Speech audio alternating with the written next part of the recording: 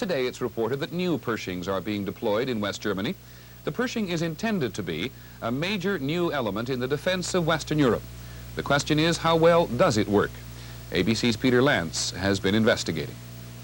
3, 2, 1, 0.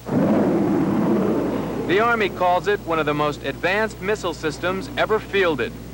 For us, it's a quantum leap in technology, and quite frankly, we feel we've entered the 21st century a few years ahead of time.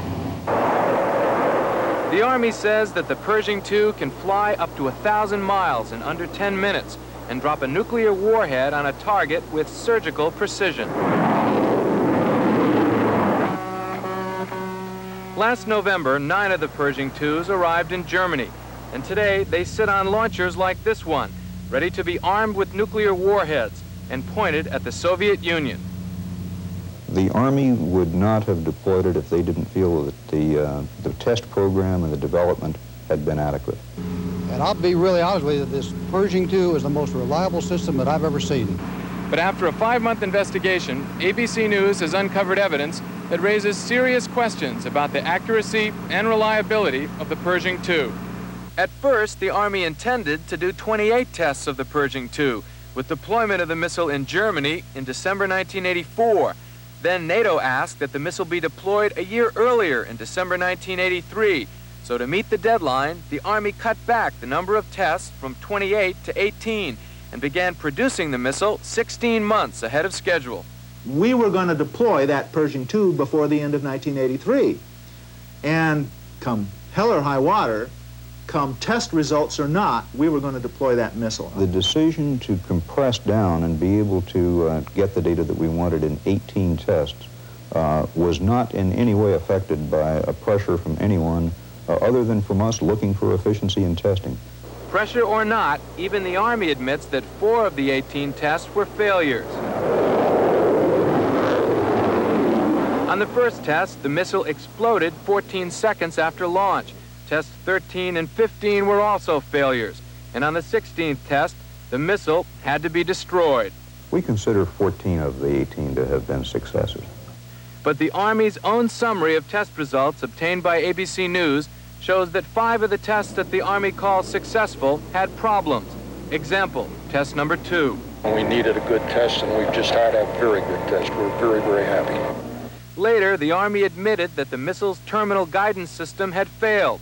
The warhead actually missed its target. Test number 6. The Army called it a success, but later their own test results indicate a massive shorting and a malfunction in the warhead section. Test number 7 was another success for the Army, but they later admitted that a radar transmitter had failed. Radar is the key to the Pershing II's guidance system. Without it, the warhead can't find its target. Pershing II works. That's the bottom line. So said the Army before test number 8, but after the test, they reported that the onboard radar antenna stopped spinning for a time due to an intermittent electrical connection. And in test number 9, there was an anomaly in the warhead, a potential problem under investigation by the Army. Still, they call the test a success. Anything that was an anomaly was checked through, and the judgment made at that time understood well enough so that the success criteria had been met. When you have less than 50% successes in this test, you had 4 complete failures, and then you had 5 semi-failures. And to deploy a weapon as dangerous as a nuclear weapon with that type of a test record, I think is absolutely wrong. In fact, ABC News has discovered that a 19th test wasn't even included in the Army's batting average. 3, 2, 1. On November 5th, 1982, the Pershing II failed to ignite. Has automatic shutdown. Automatic shutdown. In this case, the failure was not a flight test. Therefore, it shouldn't properly have been reported as a flight test failure, and it wasn't. In this secret 1982 report declassified for ABC News, the General Accounting Office warned that rushing production of the Pershing II could reduce its effectiveness. Tomorrow night, we'll examine that report to find out why. Peter Lance, ABC News, New York. Nothing has so disrupted American-Soviet relations in the last couple of years as much as the deployment in Western Europe of new American-built Pershing II missiles. The NATO alliance deployed the new Pershings to counter what it perceived as a Soviet nuclear threat to Western Europe. And so it is reasonable to ask, can the Pershing IIs do their job? In the second part of our investigation, ABC's Peter Lance examines the accuracy of these missiles.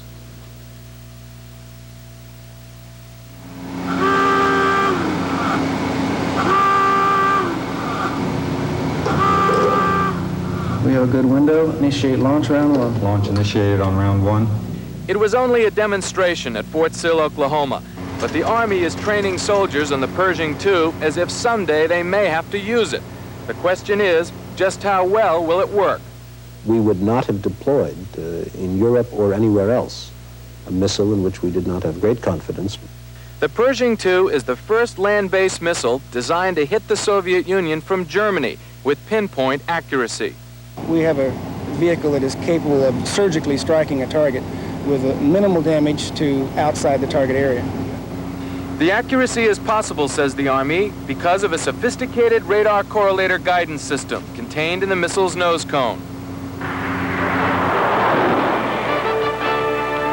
Live radar video is compared with a stored video reference of the terrain features surrounding the target area.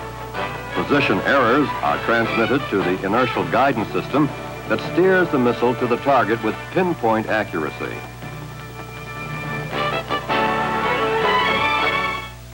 But ABC News has uncovered evidence that raises serious questions about the guidance system of the Pershing II. This secret 1982 report from the General Accounting Office, now declassified, concluded, quote, "The correlator's performance in testing has not shown that it can correlate with sufficient consistency to enable the Pershing II to achieve its required accuracy. The GAO recommended a 4-month delay before the missile went into production." We thought that 4 additional months of testing would be useful to the Army to get a better line on how the Pershing missile would perform and how reliable it was. But the Army went ahead with production without a delay. In fact, they started building the missile a month before its final testing phase began. A month after the Pershing II went into production, its first test flight failed. We went into procurement and then now in deployment without the Pershing II, a 2-stage missile, ever being tested in its proper mode or the mode that it would be used, which I think is absolutely wrong. The Pershing II is a 2-stage missile designed to fly up to 1,000 miles and strike a land-based target. But that full system of distance and accuracy has never been successfully tested. The 2-stage missile was flown once over land, but the second stage missed its impact point by 24 miles. So for safety reasons, the Army had to cut the testing program in half, firing 8 single-stage tests over land from White Sands, New Mexico, and 9 2-stage tests over water from Cape Canaveral. The testing was cut in half because the guidance system could not be fully tested over water. The final phases of that correlation cannot be done over water and were not done. And there were other limitations. ABC News has learned that in 3 of the 9 tests over land, the Army actually enhanced the missile's accuracy by placing radar corner reflectors around the target to help the warhead zero in. We can't expect the Soviet Union to cooperate with us to the degree of putting corner reflectors on their targets so we'll be able to recognize them. Though a successful test of the 2-stage missile and guidance system has never been done, the Army says that all components of the Pershing II have been thoroughly tested, and they cite these tests as an example, where the nose cone fixed to a plane was flown over targets thousands of times to measure accuracy. But another GAO report recommended more flight tests before the missile went to Germany. The Army refused. Then, 7 months after deployment, the Army held this test. It, too, was a failure. Despite the test results, the Army insists that the Pershing II is ready to do the job. But the critics say that until the missile passes at least 1 complete test for accuracy and distance, we'll never know for sure. Peter Lance, ABC News, the Pentagon. We have one other note from overseas. The Polish news agency PAP says the U.S. has decided to drop 2 of the sanctions against Poland that it imposed after martial law was declared there in 1981.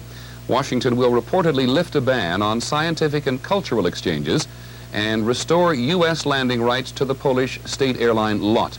This is apparently the Reagan administration's response to a new amnesty in Poland for political prisoners.